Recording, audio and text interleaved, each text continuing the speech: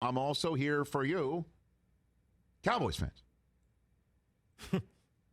I'm here for you, TJ. Oxnard, talk to us. I want to hear. You could use any locale in the United States for the Dallas Cowboys. You named their Southern California training spot when there's no pandemic. Altoona. You can name it all. I mean, they come from everywhere. They are America's team. It's true. And it was just at this point, yesterday.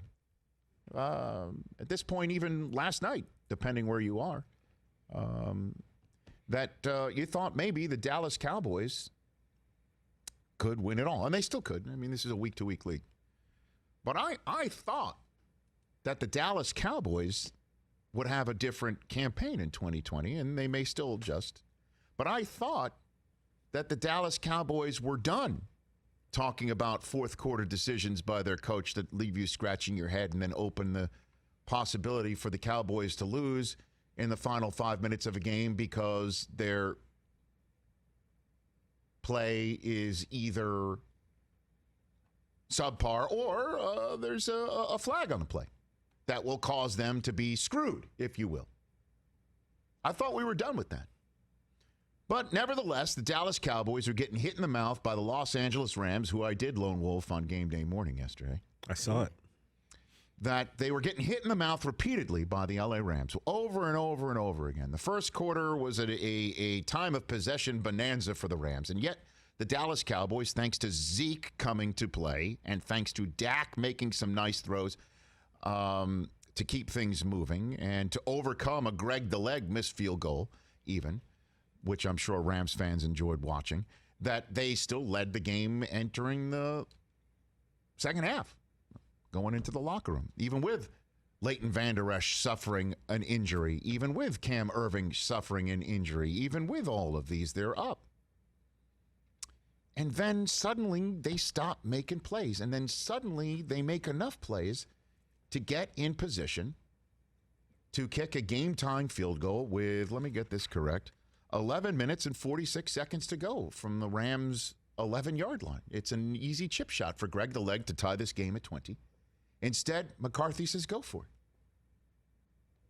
And they throw it to CeeDee Lamb, and he winds up a yard short. The Rams do their first quarter thing by grinding out 9 plays and flipping the field, then getting Dak 3 and out. We forget about that, too. Dak went 3 and out when they did get the ball back. Rams did their usual time of possession thing, and Dallas did somehow get the ball back by making a nice defensive play with 2 and change to go. And Dak makes a beautiful throw to Michael Gallup. But there's a flag on the play because Jalen Ramsey sold getting shoved by Michael Gallup. There was hand fighting. Well, we'll let Mike McCarthy make the description on what he saw between Michael Gallup and the Pizzade corner of the Los Angeles Rams, Jalen Ramsey. I really didn't see a replay of it. Just watching it live, it looked like 2 guys hand fighting. I thought it was well executed. I was surprised there was a call there either way. So very obviously disappointed in the call, particularly at that point in the game. I thought they let both teams play tonight, and you just don't usually see that, particularly at a critical point in the game. So I have not seen a replay, so that's about as much as I can comment on it.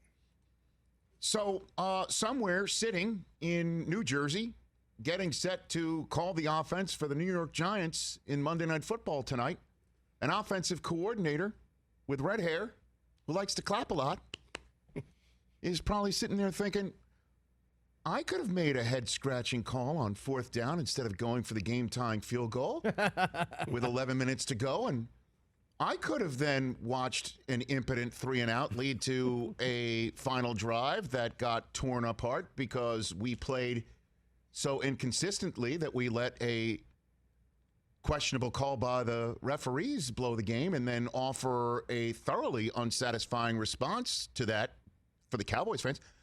Jason Garrett probably raising his hand saying, I could have done that. I'm like, why are you not kicking the field goal here? What's happening? And I just knew it. And every single Cowboy fan had to know it. That's going to come home to roost. How do you not kick the field goal to tie it? I totally get being aggressive, and I totally get 15 more games of runway after this one. But what do you gain? What do you gain? I know, I guess you can gain the opportunity to, and then you don't throw it past the sticks. Then you don't throw it past the sticks, which is, again, like, what's Dak thinking? Let me find my rookie who's not running the route for a first down past the sticks.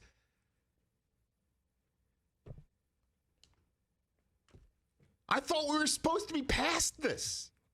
I thought this was over. And this is why it's difficult to buy the Cowboys as anything more than just a wait-and-see team.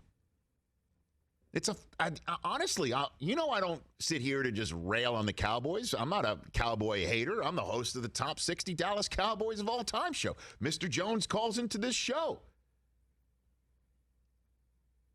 I'm not a Cowboy hater. I want you to be happy, TJ, and I want Michael Irvin to be happy, even though he takes up all the time and oxygen talking about his Cowboys. And it is more interesting when he's going to come on week 2 of Game Day Morning next week, and I totally know what we're going to start talking about as the Cowboys get set to open their Jones Mahal against an Atlanta team that took one in the chops yesterday because they're, quote-unquote, letting Russ cook. By the way, great hashtag. Great hashtag. Let Russ cook. Oh, he's cooking. Okay. Hey, you watched all the way to the end. Thanks for that. Watch more right here.